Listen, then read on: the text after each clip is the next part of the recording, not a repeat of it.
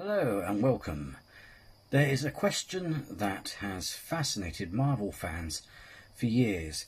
How could Odin, the Allfather, and Thor, the god of thunder, sometimes seem so limited in the Marvel Cinematic Universe? These are not ordinary heroes. They are gods, beings whose legends have endured for more than 1,000 years. Yet, throughout the Infinity Saga, we often see them struggling in ways that seem surprising when compared with both Norse mythology and even Marvel's own lore. Today I want to explore why that happened. Not to criticise Marvel, because I believe the filmmakers had very good reasons, but to appreciate just how incredibly powerful Odin and Thor truly are.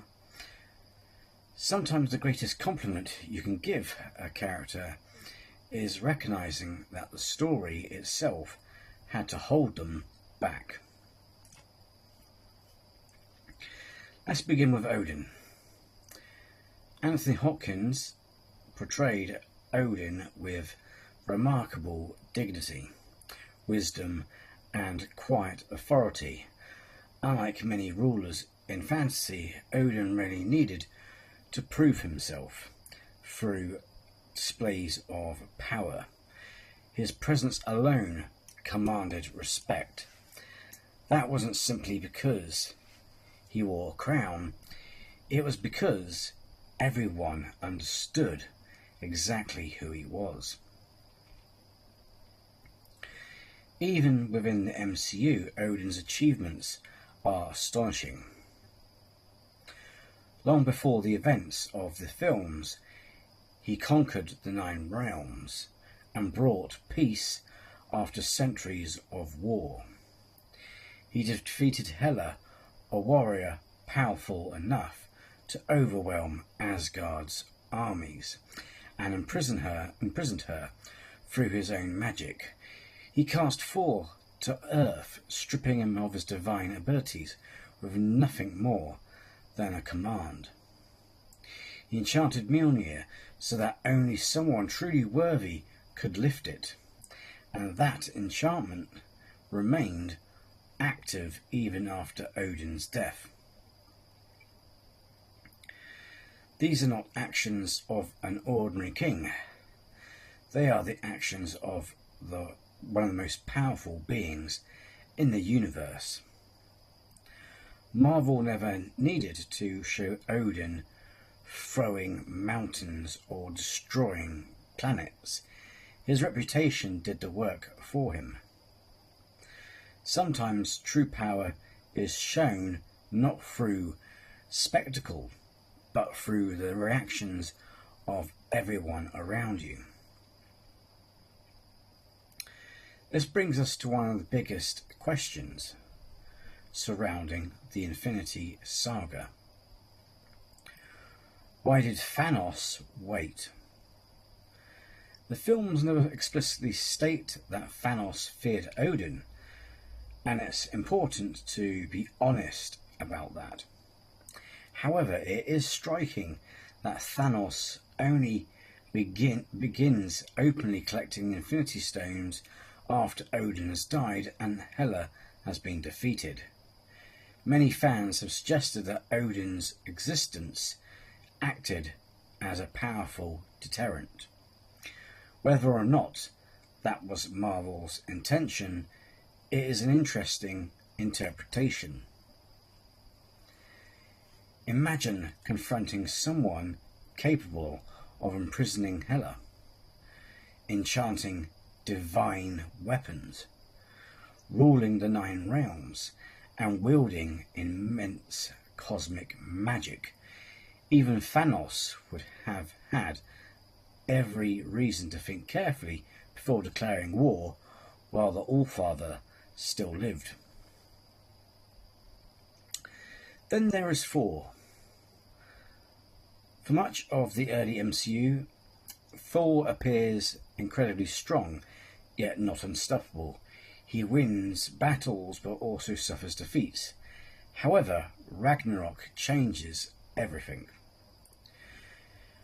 One of the film's most important moments comes when Odin asks for a simple question. Are you Thor, the god of hammers? In that instant, we discover something extraordinary. Mjolnir was never the source of Thor's power. It was merely a tool to help him control it. By the end of Ragnarok, Thor unleashes lightning unlike anything we had seen before. Entire armies fall before him. He no longer depends on his hammer, because the storm has always been within him. Infinity War pushes this even further. After forging Stormbreaker, Thor arrives on Wakanda like a force of nature. His entrance is one of the defining moments of the MCU. He tears through the Outriders with ease, overpowers Thanos' army, and comes closer than anyone else to defeating the Mad Titan. Even with several Infinity Stones already in his possession, Thanos is struck down by Stormbreaker.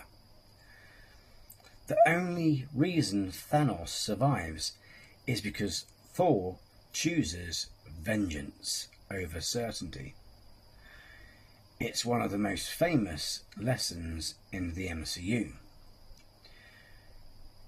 You should have gone for the head. So why don't we see Thor performing feats like this throughout every film? The answer lies in storytelling. Every great story depends upon uncertainty. Heroes must face genuine danger. They must struggle, fail, learn and grow. If one character is simply too powerful, that tension disappears. Imagine if Odin remained at the height of his abilities throughout the Infinity Saga. Would Loki's invasion of Earth have succeeded? Probably not. Would Ultron have become a global threat? Unlikely. Could Hela have escaped while Odin remained alive? Almost certainly not. And would Thanos have marched confidently across the galaxy while Odin still ruled Asgard? That becomes far less certain. The same challenge exists with Thor. If Thor fought every battle at the absolute peak of his potential from the beginning, many of the Avengers' greatest conflicts might have ended within minutes. Spectacular perhaps, but dramatically unsatisfying. This isn't unique to Marvel. Stories throughout history have often placed limits on immensely powerful characters so that the journey remains meaningful. Yet there is another reason this discussion matters. Behind Marvel's superheroes stand much older figures. The Odin of Norse mythology is not simply a warrior king. He is the god of wisdom, magic, poetry, kingship, knowledge and sacrifice. He willingly gave one of his eyes in exchange for wisdom. He hung upon Yggdrasil for 9 nights in pursuit of the runes. He constantly sought understanding, even when that pursuit demanded great personal cost.